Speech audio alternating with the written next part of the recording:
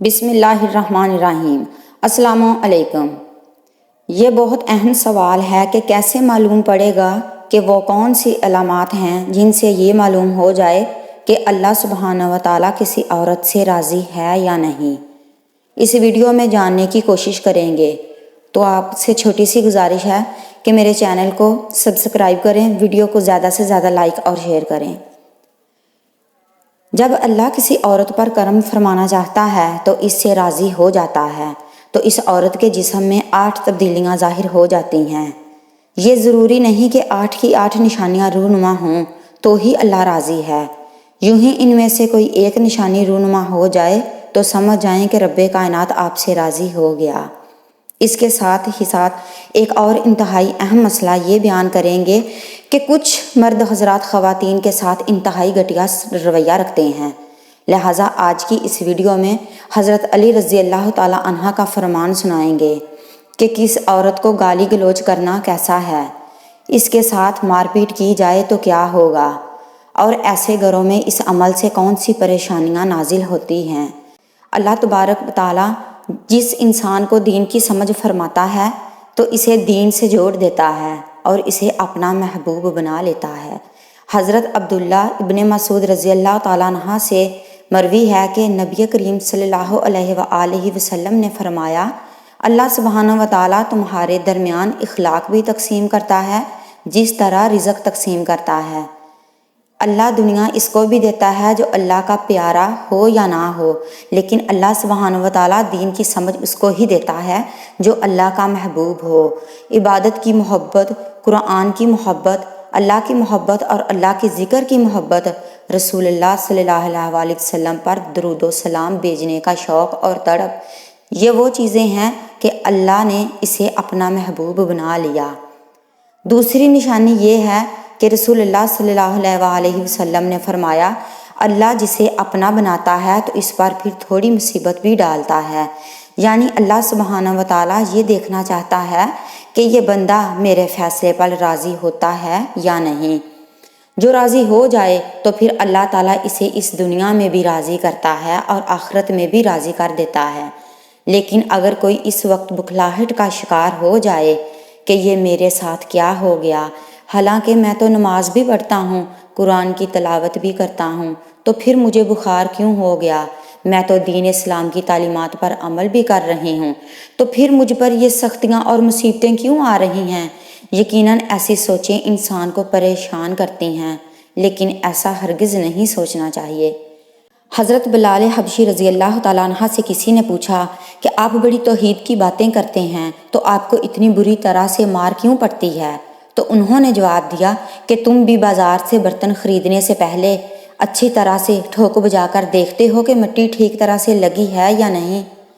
بس میرے محبوب نے بھی مجھے آزمایا تھا، پھر یہی غلام تھا کہ جس کے بارے میں اللہ کے رسول صلی اللہ علیہ وآلہ وسلم نے ارشاد فرمایا کہ اللہ نے جنت میں بلال حبشی کو نہایت ہی اعلیٰ عرفہ مقام عطا فرما دیا ہے۔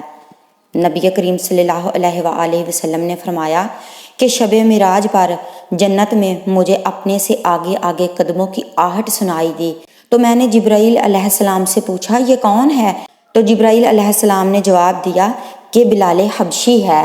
نبی کریم صلی اللہ علیہ وسلم جب واپس آ گئے تو بلال رضی اللہ تعالیٰ عنہ سے پوچھا کہ تم ایسا کون سا عمل کرتے ہو کہ جس کے سبب تم جنت میں اس مقام پر ہو؟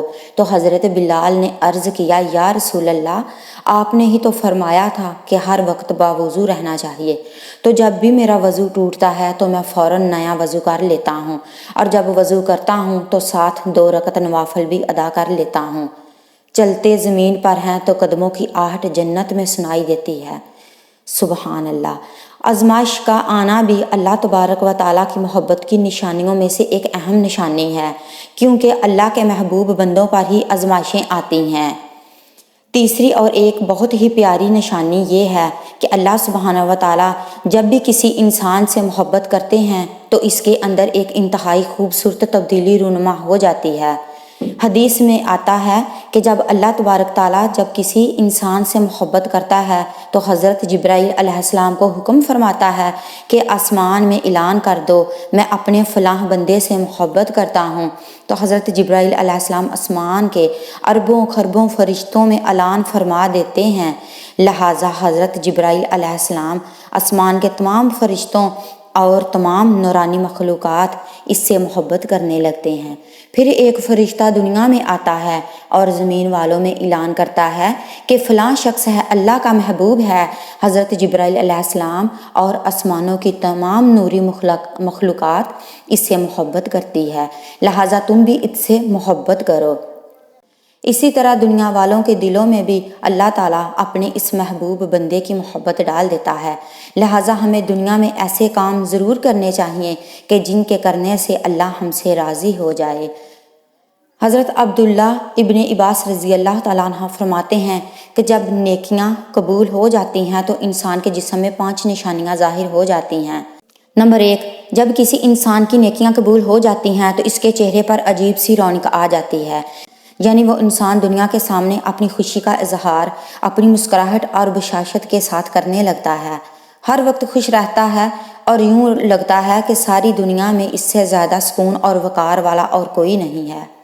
نمبر 2، اس کا دل روشن ہو جاتا ہے کیونکہ اسے اللہ سبحانہ و تعالیٰ کے وعدوں پر یقین آ جاتا ہے، لہٰذا اس کے پاس کچھ ہو یا نہ ہو لیکن اس کے دل میں اتنی خوشی ہوتی ہے کہ اس کو کوئی پرواہ ہی نہیں ہوتی۔ یاد رکھو، انسان مال و دولت سے امیر نہیں ہوتا، ہمیشہ دل سے امیر ہوتا ہے۔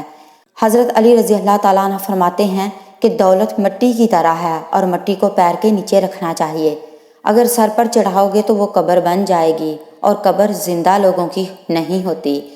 نمبر 3، جب کسی کی نیکیاں قبول ہو جاتی ہیں تو اس کے جسم میں نیکی کی طاقت آ جاتی ہے اور شیطان اسے گمراہ نہیں کر سکتا، اللہ تعالیٰ اس کے جسم میں شیطان سے بچنے کی طاقت پیدا کر دیتا ہے۔ نمبر 4، وہ اپنے مال و دولت میں فراوانی پیدا کرتا ہے، یعنی اللہ اس کے رزق میں برکت پیدا کرتا ہے، وہ لوگوں پر جتنا بھی خرچ کرے، ضرورت مندوں کو جتنا بھی بانٹے، اس کی دولت میں کمی نہیں آتی۔ حضرت علی رضی اللہ تعالیٰ عنہ فرماتے ہیں کہ رزق انسان کو ایسے تلاش کرتا ہے جیسے مرنے والے کو موت تلاش کرتی ہے۔ نمبر 5، لوگوں کے دلوں میں اللہ اس کی محبت پیدا کر دیتا ہے، یعنی جب اللہ تعالیٰ اپنے بندے سے خوش ہوتا ہے تو لوگوں کے دلوں میں اس کی محبت پیدا کر دیتا ہے۔ تو آئیے اب یہ جانتے ہیں کہ ایک عورت کی سب سے بڑی ذمہ داری کیا ہے۔ حضرت علی رضی اللہ تعالیٰ عنہ کی خدمت میں ایک شخص حاضر ہوا اور دستے ادب کو جوڑ کر عرض کرنے لگا، یا علی، میری بیوی میرے گھر کا کام صحیح طریقے سے نہیں کرتی، نہ تو میرے کپڑوں کی صفائی ستھرائی میں کوئی کردار ادا کرتی ہے، تو کیا اسے میرا ڈانٹنا ڈپٹنا صحیح ہے؟ جیسے ہی اس نے یہ کہا تو حضرت علی رضی اللہ تعالیٰ عنہ نے فرمایا، اے شخص، تمہیں کس نے یہ کہا کہ تمہاری بیوی پر تمہارے گھر کا کام کاج کرنا واجب ہے؟ یاد رکھنا، اسلام میں عورت کی عزت کو جتنا بلند کیا گیا ہے اتنا کسی مذہب میں نہیں کیا۔ میں نے اللہ کے رسول صلی اللہ علیہ وآلہ وسلم سے سنا ہے کہ عورت کی سب سے بڑی ذمہ داری ہے کہ وہ اپنی اولاد کی اچھی پرورش کرے اور ان کا خیال رکھے، لیکن اگر اپنی اولاد کی پرورش کرنے کی اجرت شوہر سے مانگنا چاہے تو مانگ سکتی ہے۔ اور تم گھر کے کاموں کی بات کرتے ہو، اگر وہ خوشی سے اپنے گھر کا کام کاج کرتی ہے تو یہ اس کی عظمت ہے، تم اس کا شکریہ ادا کرو اور اس کا احترام کیا کرو۔ حضرت علی رضی اللہ تعالیٰ عنہ نے فرمایا کہ میں نے اللہ کے رسول صلی اللہ علیہ وآلہ وسلم سے سنا ہے کہ جس وقت عورت اپنے گھر کا کام کاج کرتی ہے اس وقت اللہ تعالیٰ فرشتوں کو زمین پر بھیجتے ہیں اور کہتے ہیں کہ جب تک یہ عورت اپنے گھر کا کام کاج کرتی رہے اس کے لیے عبادت لکھتے رہو، اور وہ وقت جو عورت اپنے گھر کے کاموں میں لگاتی ہے وہ اس کی عبادت میں شامل ہو جاتا ہے۔ یہ عورت کی عظمت ہے کہ وہ تمہارے گھر کو جنت بناتی ہے، تمہارے بچوں کو عظیم انسان بناتی ہے، لیکن اگر کوئی شخص عورت پر ظلم کرے، گھر کے کاموں کی وجہ سے اسے ٹوکتا رہے، اس پر ظلم کرتا رہے، تو روز محشر اللہ تعالیٰ اس انسان کو گدھے کی شکل میں اٹھائے گا اور دوزخ کا ایک دروازہ ایسے لوگوں کے لیے کھولا جائے گا اور کہا جائے گا کہ یہ وہ انسان ہیں کہ جنہوں نے اپنی ہی عورتوں پر ظلم کیا اور ان کو حقیر اور غلام سمجھا۔ گھر میں عورت کے رونے کے حوالے سے اور عورت پر ظلم کرنے کے حوالے سے حضرت علی رضی اللہ تعالیٰ عنہ نے کیا فرمایا تھا، آئیے وہ بھی جانتے ہیں۔ حضرت علی رضی اللہ تعالیٰ عنہ ایک بار ایک راستے سے گزر رہے تھے۔ آپ نے دیکھا ایک بدبخت شخص اپنی بیوی پر ظلم کر رہا ہے۔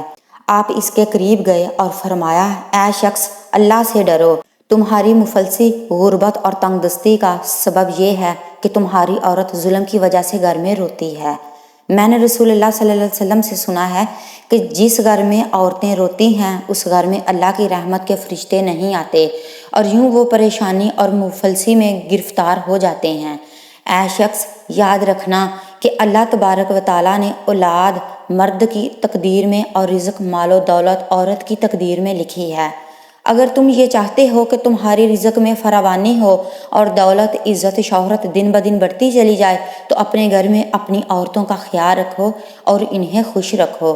اللہ کے فضل و کرم سے تم دولت، شہرت اور عزت میں فراوانی پاؤ گے۔ اسی طرح ایک اور واقعہ بھی ہے کہ ایک مرتبہ حضرت علی رضی اللہ تعالیٰ عنہ ایک راستے سے گزر رہے تھے کہ آپ نے دیکھا کہ ایک مرد اپنی عورت پر ظلم کر رہا ہے اور اس کی بے دریغ توہین کر رہا ہے۔ حضرت علی رضی اللہ تعالیٰ عنہ اس کے قریب گئے اور فرمانے لگے، اے شخص، یاد رکھنا اللہ نے مرد کو عورت سے زیادہ طاقتور اس لیے بنایا ہے کہ وہ عورت کی حفاظت کر سکے، نہ کہ عورت پر ظلم کرے۔ میں نے رسول پاک صلی اللہ علیہ وآلہ وسلم سے سنا ہے کہ جو شخص اپنی عورت پر ظلم کرتا ہے تو اللہ سبحانہ و تعالیٰ اس پر لعنت بھیجتا ہے۔ اس شخص نے کہا کہ یا علی، یہ میرے نکاح میں ہے، میں اس کو جو بھی بات کہتا ہوں نہیں مانتی۔ تب حضرت علی رضی اللہ تعالیٰ عنہ نے فرمایا کہ نکاح کا مطلب یہ ہرگز نہیں کہ تم نے اپنے لیے ایک غلام خریدا ہے، بلکہ نکاح کا مطلب یہ ہے کہ تم نے اپنی نسل بڑھانے کے لیے اس عورت سے مدد طلب کی ہے۔ اے شخص، یاد رکھنا جس سے مدد لی جائے اسے غلام نہیں سمجھتے، اور جو تمہاری اولاد کو پروان چڑھائے اسے حقیر نہیں سمجھتے، بلکہ تمہیں تو اس کا شکر گزار ہونا چاہیے۔ اسی لیے جتنا ممکن ہو سکے اپنی بیوی کے ساتھ اچھا سلوک کرو اور اسے خوش رکھنے کی کوشش کرو۔ اللہ تبارک و تعالیٰ سے دعا ہے کہ ہم سب کو نیکی کی بات سننے، سمجھنے اور اس پر عمل کرنے کی توفیق عطا فرمائے۔ میرا سنانا اور آپ کا سننا قبول فرمائے، آمین یا رب العالمین۔ اگر میری آج کی یہ معلوماتی ویڈیو آپ کو پسند آ جائے تو براہ کرم اس کو لائک اور شیئر کریں اور میرے چینل کو سبسکرائب ضرور کیجئے۔